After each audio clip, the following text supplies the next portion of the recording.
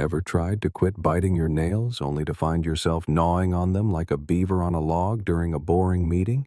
Or maybe you've sworn off scrolling through social media before bed, only to wake up at 2 a.m. with your phone glued to your face and a meme about cats as your last memory? Yeah, we've all been there. Breaking a bad habit is like trying to break up with a clingy ex. It's messy, it's emotional, and it always seems to find its way back into your life. But don't worry. Today we're going to crack the code on how to ditch those pesky habits for good. And no, it doesn't involve duct tape or locking yourself in a closet. Let's dive in. The science of habits. First things first, let's talk about why habits are so hard to break. Imagine your brain is like a lazy roommate. It loves shortcuts. The more you do something, like biting your nails or hitting snooze 17 times, the more your brain goes, "Hey, this is easy. Let's just keep doing this forever." It creates a little neural pathway, like a well-worn trail in a forest. The more you walk that trail, the clearer and easier it gets. Breaking a habit is like trying to grow grass over that trail. It takes time, effort, and a lot of patience. The habit loop. Now, let's break down the habit loop. Every habit has 3 parts: the cue, the routine, and the reward. Let's say your bad habit is eating a whole bag of chips while binge-watching your favorite show. The cue? The opening credits of the show.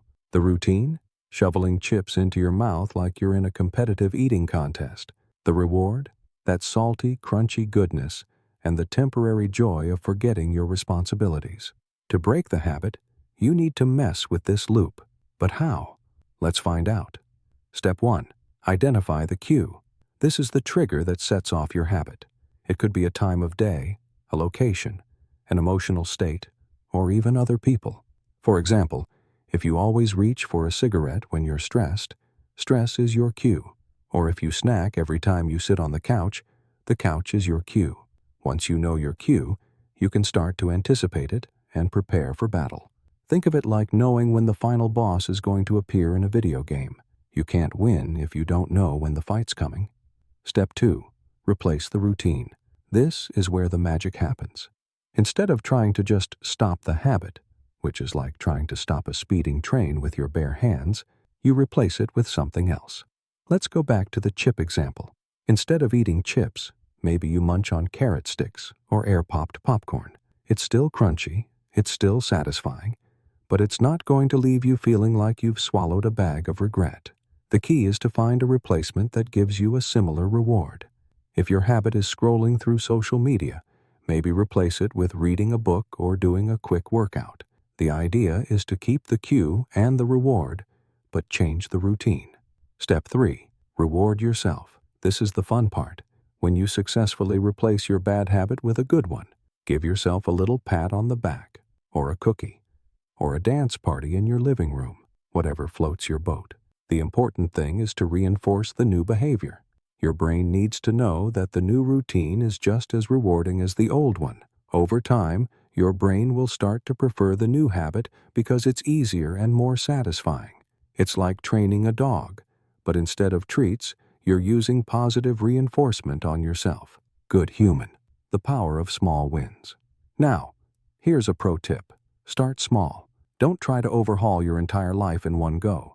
If your goal is to stop procrastinating, don't start by vowing to write a novel in a week. Start by committing to just 10 minutes of work. That's it. 10 minutes. Anyone can do 10 minutes. And once you've done that, you'll feel a little boost of accomplishment. That's what we call a small win. Small wins build momentum, and momentum is what keeps you going. It's like pushing a boulder. It's hard to get it moving, but once it's rolling, it's hard to stop. The role of environment. Another big factor in breaking bad habits is your environment.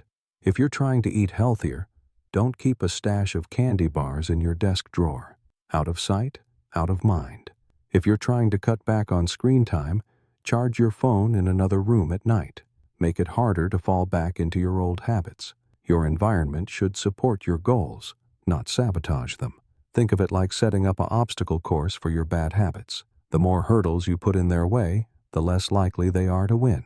Finally, be patient with yourself. Breaking a habit is a process, not an event. You're not going to wake up one day and suddenly be a completely different person. There will be setbacks. You might slip up and eat that bag of chips or spend an hour on Instagram. That's okay. It's not about being perfect. It's about making progress. Every time you choose the new habit over the old one, you're strengthening that new neural pathway. Over time, it will become the default, and the old habit will fade away. It's like growing grass over that well-worn trail. It takes time, but eventually, the new path will be the one you naturally take. So, there you have it, your roadmap to breaking bad habits. Remember, it's not about being perfect. It's about making progress.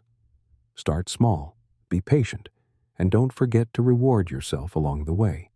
And if you do slip up, don't beat yourself up. Just dust yourself off and get back on track.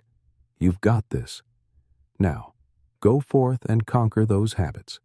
And if you ever feel tempted to bite your nails, just remember, beavers don't have opposable thumbs, and they still manage to build dams. You can do this. Thanks for watching, and don't forget to like, share, and subscribe for more tips on living your best life. See you next time.